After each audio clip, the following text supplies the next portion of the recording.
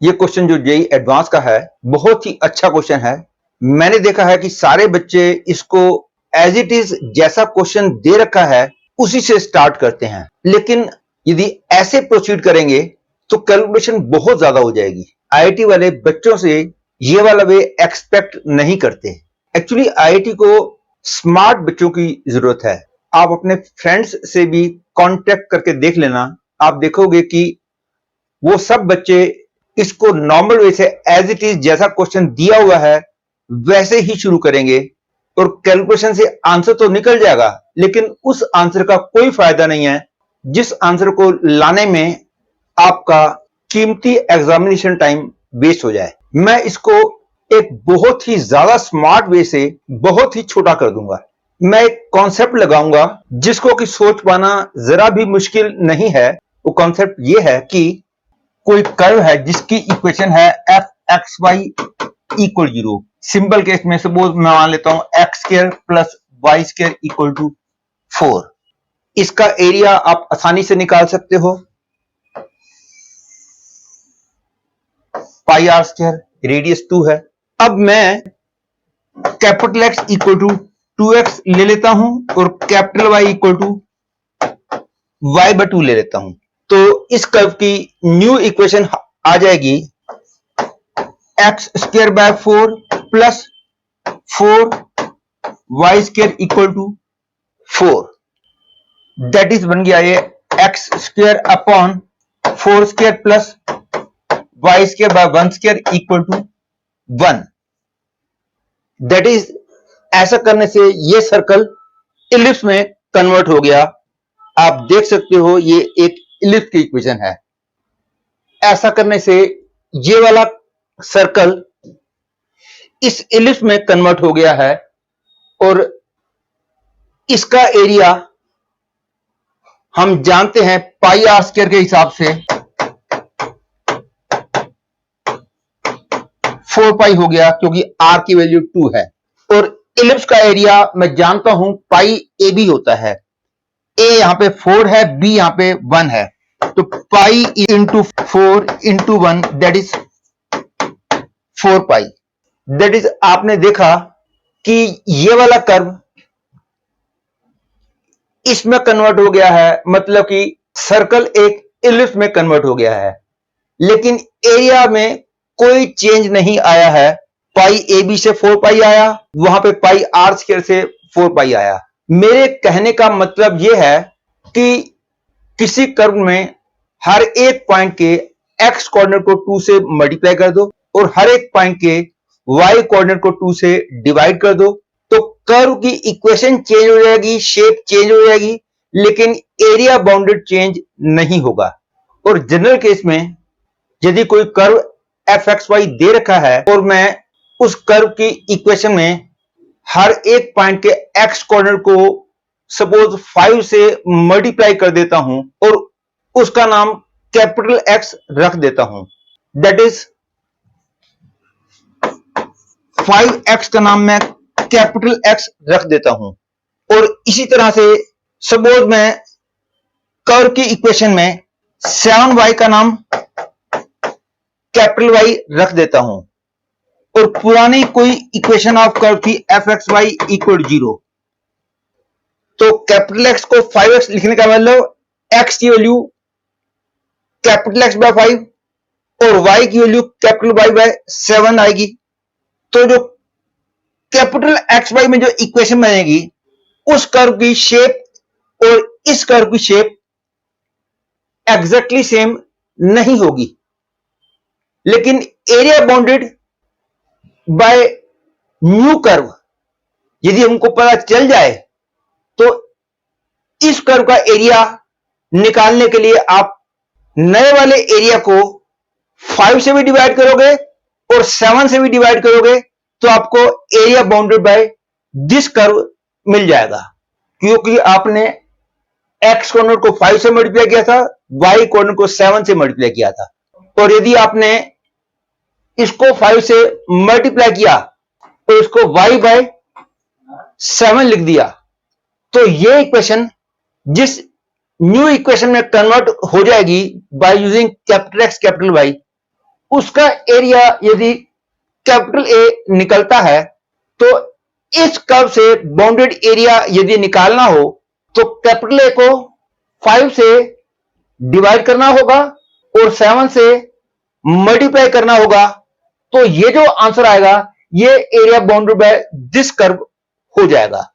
इसका ज्यादा clear reason जब मैं वीडियो सॉल्यूशन इसके बाद दूंगा तो उसमें और ज्यादा मैं क्लियर कर दूंगा। अदरवाइज आपने मेंसुरेशन चैप्टर 10th क्लास में पढ़ा हो तो इसको सोच पाना बिल्कुल भी मुश्किल नहीं है।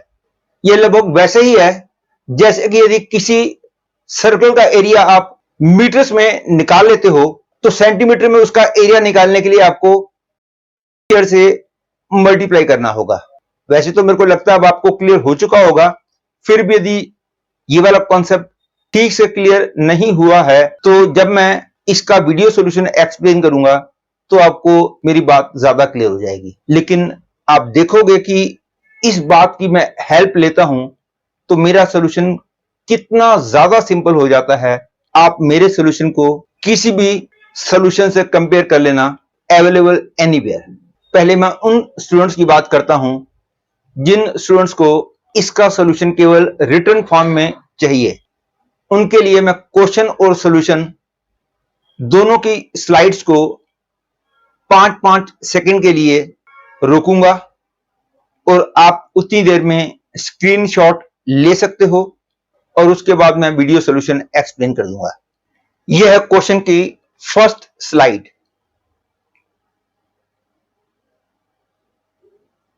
यह है सॉल्यूशन की फर्स्ट स्लाइड।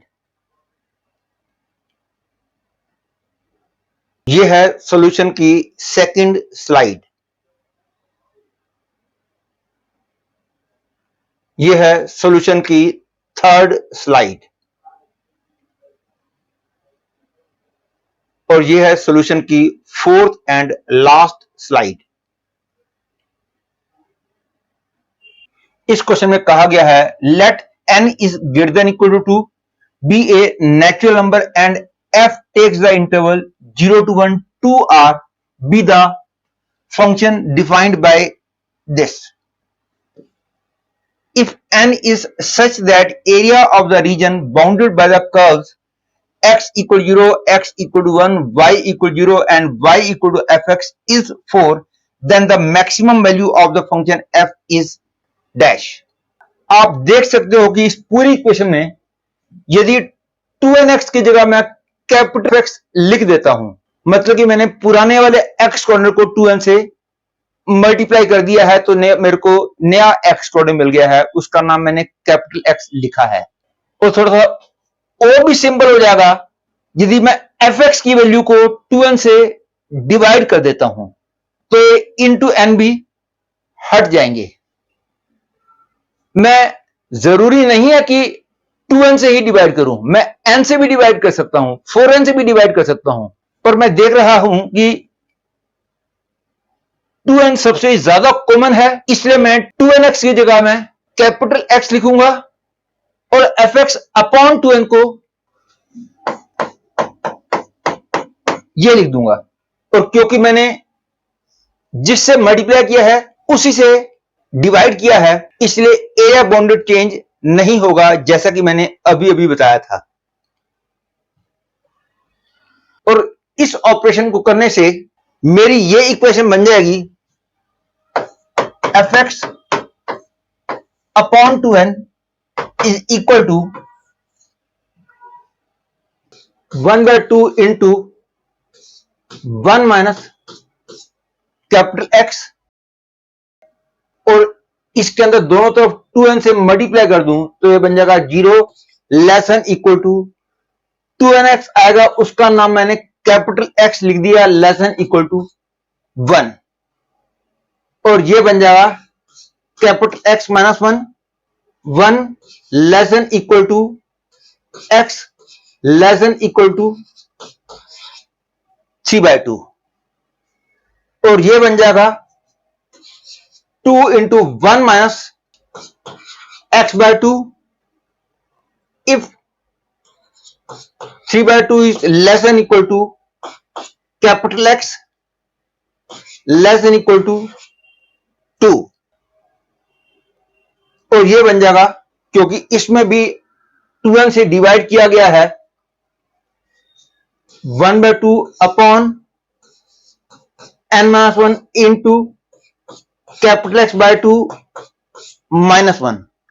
तो अब मैं fx अपॉन 2n को कैपिटल fx लिखूंगा, मतलब कि कैपिटल Y, तो मेरे को मिलेगा y equal to fx equal to 1 minus x by 2, 0 less than equal to capital X less than equal to 1, x minus 1 less than equal to x less than equal to 3/2, 2 into 1 minus x by 2, 3/2 less than equal to capital X less than equal to 2, और ये बन जाएगा x minus 2 by 2 into n minus 1, 2 less than equal to x less than equal to 2n। और अब मैं महसूस कर रहा हूं कि यदि मैंने 2nx को जो कैपिटल X माना था, उसके बजाय 4nx को कैपिटल X माना होता, तो कैलकुलेशन मेरी थोड़ी सी और ज्यादा सिंपल होती, वैसे कोई खास फर्क ना पड़ता। और अब ये मेरी सिंप्लीफाइड इक्वेशन आ गई। आप देख सकते हो कि इस इक्वेशन को यूज करके ग्राफ ड्रा करना बहुत ज्यादा आसान है as compare to this equation. मेरे से यहां पे थोड़ी गलती हो गई है, यहां पे 4 होना चाहिए, और इसको मैं 2 माइनस x बोल सकता हूं। और अब क्योंकि दिया गया था कि area bounded by this curve is 4, और मैंने अभी अभी बता दिया था कि मैंने जो ऑपरेशन किए हैं उससे एरिया चेंज नहीं होगा, क्योंकि मैंने x कोऑर्डिनेट को 2n से मल्टीप्लाई किया है और इसी नंबर से y कोऑर्डिनेट को डिवाइड कर दिया है। अब मैं इसका ग्राफ ड्रा करने जा रहा हूं।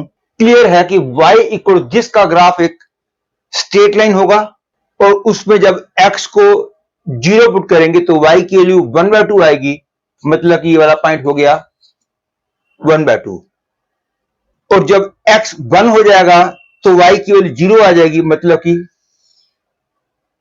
ये वाला पॉइंट आ गया जहां पे y कोऑर्डिनेट 0 होगा।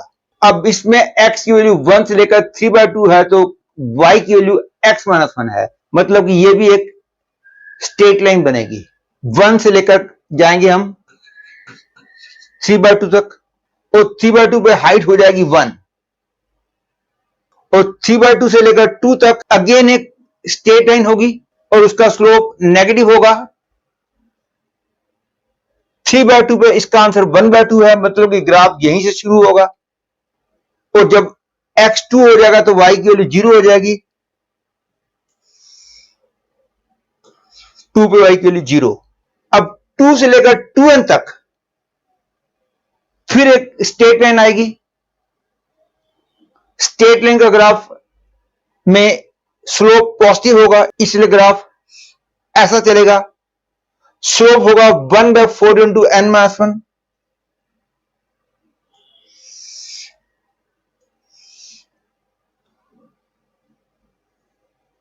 और x जब 2n हो जाएगा y की वैल्यू 1/2 हो जाएगी, ये 1/2, मतलब कि आप देख सकते हो कि इसके अंदर y की मैक्सिमम वैल्यू 1/2 है, मतलब कि कैपिटल fx की मैक्सिमम वैल्यू 1/2 है, और एरिया बाउंडेड हमको 4 दे रखा था, और ये क्लियर है कि इसका एरिया हो गया 1/4, इसका एरिया हो गया अगेन 1/4, क्योंकि बेस की लेंथ 1 है, हाइट 1/2 है, और इसका एरिया हो गया 1/2 into 2n minus 2 into 1 by 2 that is n minus 1 by 2, ये यहां का एरिया हो गया। तो इन सब का टोटल एरिया हो गया 1 by 4 plus 1 by 4 plus n minus 1 by 2, और इसकी वैल्यू हमको 4 दे रखी है। तो क्लियर है n की वैल्यू 8 आ गई। और ये भी हम जानते हैं कि कैपिटल एफ एक्स जो है 1 by 2n into F x था, और ये तो हम जानते ही हैं कि इसकी मैक्सिमम वैल्यू 1 by 2 है। तो 1 by 2 equal to 1 by 2 into 8 into small F X, that is small F X की मैक्सिमम वैल्यू हो गई 8। Hence answer is 8। और यदि मैंने क्वेश्चन बनाया होता तो मैं क्वेश्चन में जहां जहां n है वहां पे से 3n के लिख देता। तो ऐसा करने से जो बच्चे स्मार्ट वे यूज ना करते उनकी कैलकुलेशन बहुत ज्यादा टफ हो जाती, और यही स्मार्टनेस आईआईटी एग्जामिनर बच्चों से एक्सपेक्ट करते हैं।